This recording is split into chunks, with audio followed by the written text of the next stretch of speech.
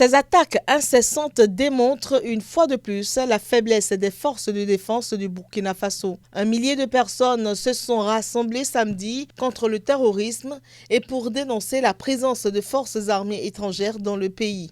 Vendredi, des individus armés ont attaqué la grande mosquée de Salmossi dans le nord du pays. Au moins 16 morts en ont résulté d'après une source sécuritaire. 13 personnes sont mortes au cours de l'attaque et 3 autres ont succombé quelques heures après. 2 autres blessés étaient dans un état critique. Les victimes sont toutes des musulmans qui étaient en prière au sein de la mosquée. Malgré le renfort militaire qui a été déployé après l'attaque, les populations ont commencé à fuir la localité. Cette tuerie n'a pas encore été revendiquée, mais des mosquées et des imams ont par le passé été la cible d'attaques attribuées aux djihadistes par les autorités. Par ailleurs, 4 civils burkinabés ont été tués samedi dans la province septentrionale du Louroum, où un couvre-feu a été instauré.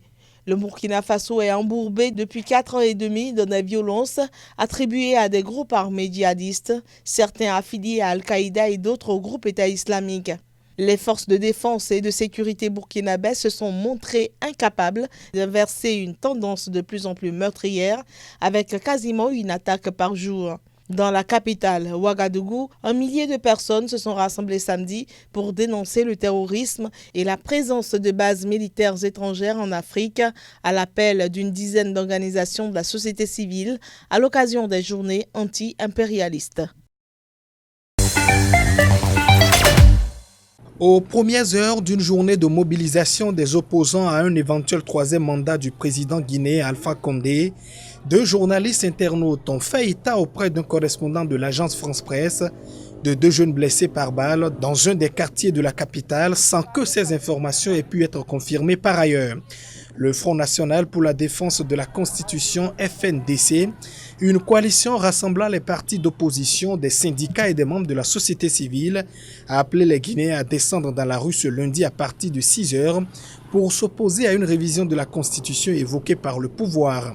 Elle permettrait à Alpha Condé, 81 ans, de se présenter fin 2020 pour un 3e mandat alors que la Constitution en limite actuellement le nombre à 2. La tension n'a cessé de monter ces derniers jours, avivant l'inquiétude dans un pays où les manifestations prennent communément une tournure violente.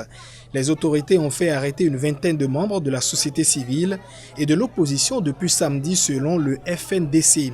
Les policiers et les gendarmes se sont déployés massivement dans la capitale, intervenant pour couper court à toute velléité de rassemblement, a constaté un correspondant de l'AFP.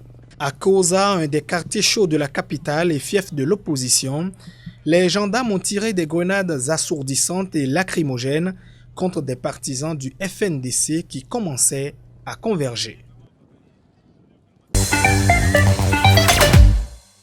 Nous voulons vraiment que les conclusions soient traduites en réalité et que le chef de l'État fasse le geste nécessaire pour apaiser la tension en libérant nos militants et tous ceux qui, dans le cadre des problèmes politiques du pays, sont en fuite actuellement. Au-delà de ça, il est normal que nous puissions revisiter les tests et permettre que les formations politiques participent effectivement aux élections et qu'il n'y ait plus jamais d'exclusion. Le bloc républicain se félicite de l'esprit qui a prévalu tout au long de ces 3 jours de discussion et salue la qualité des échanges et la pertinence des propositions. Notre parti politique, le bloc républicain, s'engage pour sa part à jouer sa partition dans la mise en œuvre des recommandations issues de ces assises. Il invite tous les autres partis politiques à faire de même pour une décrispation du paysage politique de notre pays. Le bilan des heures de ce lundi entre opposants à un troisième mandat et forces de l'ordre s'est encore alourdi, passant à 5 manifestants tués après la mort d'un chauffeur de 27 ans atteint par balle à l'abdomen, selon le médecin qui l'a traité et son père. Un gendarme a également trouvé la mort au cours des manifestations. Le Front national pour la défense de la Constitution, coalition de partis d'opposition, de syndicats et de membres de la société civile a appelé les Guinéens sur les réseaux sociaux à continuer à manifester jusqu'à l'abandon total du projet de troisième mandat et l'arrêt de la mascarade électorale visant à octroyer au parti présidentiel la majorité nécessaire à l'adoption d'une nouvelle constitution. C'est un grand succès, Et vous avez dû le constater, jamais une manifestation n'a paralysé autant la ville de Conakry, la capitale. Nous ne sommes pas pour la modification de la Constitution. C'est la raison pour laquelle nous sommes. Notre objectif, c'est pour ne pas qu'Alpha Condé s'éternise au pouvoir. Parce que quand il modifie la Constitution et il vote un référendum, cela veut dire qu'il va s'éterniser au pouvoir. À la nouvelle Constitution, les gens sont sortis pour dire qu'ils n'ont pas d'accord pour la troisième mandat en Guinée, puisque la Constitution guinéenne ne permet pas de quelqu'un de se présenter pour la troisième mandat en Afrique. Cette révision de la Constitution évoquée par le pouvoir permettrait à Alpha Condé, 81 ans, de se présenter fin 2020 pour un troisième mandat, alors que la Constitution en limite le nombre à 2. Le FNDC a accusé le gouvernement ce mardi sur les réseaux sociaux de préparer la dissolution dans les jours à venir de toutes les organisations de la société civile opposées à un changement de la Constitution. La présidence a déploré la rupture du dialogue et affirmé l'engagement total de Alpha Condé en faveur de la démocratie dans un communiqué diffusé ce lundi soir. Le ton en est contenu, mais le texte réaffirme que la mobilisation est illégale. Ce procès devait être le premier pour corruption de Jacob Zuma, contraint à une démission humiliante en 2018 après un règne de 10 ans, éclaboussé par de nombreux scandales. L'affaire Thalès, pour laquelle il est poursuivi, remonte aux années où il était ministre de la province du KwaZulu-Natal, puis vice-président du pays. Jacob Zuma est accusé d'avoir touché 4 millions de rands, soit 249 000 euros, au cours actuel de pots de vin de la part du groupe de défense et d'électronique français Thalès, dans le cadre d'un énorme contrat d'armement de 3 milliards d'euros au cours actuel, attribué en 1999. Jacob Zuma et Thalès, qui est également poursuivi, ont toujours nié les allégations. Ce mardi, alors que le procès devait débuter, la haute cour de Pietermaritzburg, au KwaZulu-Natal, a été le théâtre d'un nouveau coup de théâtre. L'avocat de l'ancien président a demandé à faire appel des poursuites visant son client, reportant de fait le procès. La demande d'appel sera entendue en novembre prochain, selon le ministère public qui a annoncé qu'il allait s'y opposer, estimant qu'elle n'avait pas de chance de succès. Après de multiples rebondissements depuis une quinzaine d'années, la justice avait ouvert vendredi dernier la voie à un procès de l'ancien président après avoir unanimement rejeté la demande de Jacob Zuma d'abandonner les poursuites qui le visent. C'était sans compter sur la possibilité de faire appel des deux co-accusés. Thalès n'a pas encore communiqué sa position.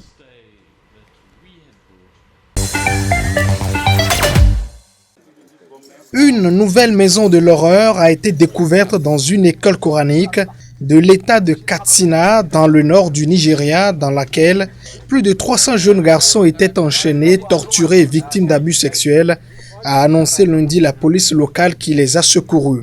Début octobre, une opération policière avait déjà mis au jour les pratiques d'une autre institution islamique de l'État voisin de Kaduna, où autant d'élèves subissaient les mêmes sévices.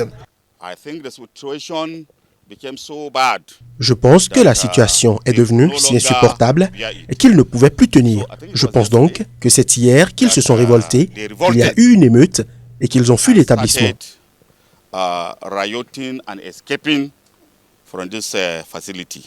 Cette découverte fait suite à une descente dans l'école coranique de Dora, après que les étudiants se sont échappés dimanche de leur foyer et ont dénoncé dans la rue leurs conditions de vie. 300 détenus étaient entassés dans cet établissement qui a été créé il y a 40 ans par un religieux musulman de 78 ans qui a ensuite transféré la gestion à son fils. Les pensionnaires ont été soumis à des conditions inhumaines, certains élèves ayant révélé qu'ils avaient été abusés par leurs professeurs. Si tu ne finis pas ta nourriture, ils vont te battre. Si tu vomis, tu manges la nourriture en même temps que le vomi. Et quand tu veux aller aux toilettes, tu es nu et pieds nus. Et quand tu veux aller te coucher, tu veux aller dormir, tu es allongé sur le dos, comme un cadavre. 40 personnes dans une même pièce.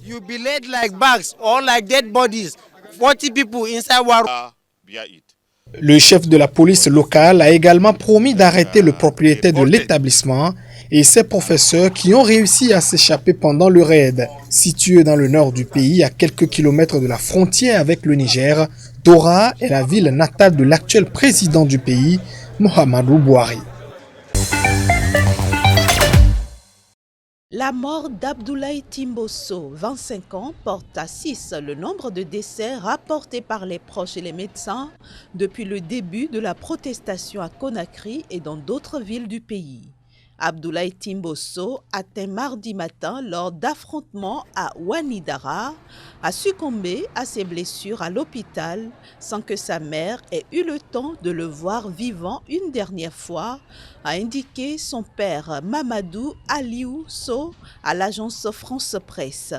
Ouanidara et plusieurs autres quartiers périphériques de Conakry sont secoués depuis lundi par les violences entre opposants à un troisième mandat d'Alpha Condé et policiers et gendarmes déployés massivement. De leur côté, les autorités se sont gardées de confirmer la quasi-totalité des décès des manifestants rapportés depuis lundi. Une coalition de partis d'opposition, de syndicats et de membres de la société civile a appelé les Guinéens à manifester à partir de lundi contre le projet prêté au président sortant de briguer sa propre succession à la fin de son deuxième mandat en octobre 2020. L'actuelle constitution limite à 2 le nombre de mandats présidentiels. Les tensions en Guinée alarment l'ONU, inquiète d'un pays à la stabilité incertaine, coutumier de protestations et de répression violentes. Il a été enregistré au total environ 9 cas de décès, dont 8 dans notre capitale, ainsi que de nombreux blessés, a déclaré dans un communiqué le ministre de l'administration du territoire, le général Bourima Condé, alors que les autorités avaient jusqu'ici confirmé seulement la mort d'un habitant de Conakry et d'un gendarme. Le calme est revenu sur la quasi-totalité du territoire national et les forces de maintien de l'ordre s'évertuent à normaliser la situation dans les zones où des échauffourées persistent, a ajouté le ministre alors que selon des témoins contactés, des heurts sont survenus dans plusieurs quartiers de Conakry ce mercredi pour la 3e journée consécutive. Le Front national pour la défense de la Constitution, coalition de partis d'opposition, de syndicats et d'associations de la société civile à l'origine des manifestations, dont 8 dirigeants ont comparu dans la matinée, a dénombré 10 morts côté manifestants. Leur procès a été ajourné jusqu'à vendredi prochain. Pour nous, cet ordre juridique n'a aucun fondement, aucune base légale.